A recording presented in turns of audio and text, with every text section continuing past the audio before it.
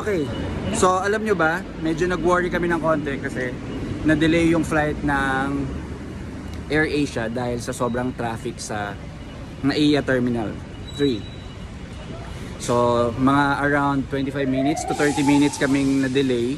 So kaya akala namin hindi namin maabot to kasi yung last trip dito ng bus ay 12:20. So nakaabot naman kami at nakabili kami doon sa ayun no. Doon sa loob yan. May mga counter. Tsaka kami bumili. Yung isang ticket ay 105 NTD.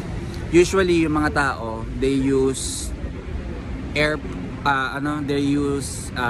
Airport Line Express train, MRT. Going to Ximen, which is mas mahal, 160. Tapos hanggang Taipei Main Station lang yon. Tapos dun sa Taipei Main Station, sasakay ka pa ulit. Pwedeng taxi, kasi wala nang bus or wala nang ano yun, MRT. So, mapapataxi ka, which is mga mahal pa ulit. Pero dito sa amin, diretso na kami. Tapos 105 lang yung NTD. So, medyo nakamura.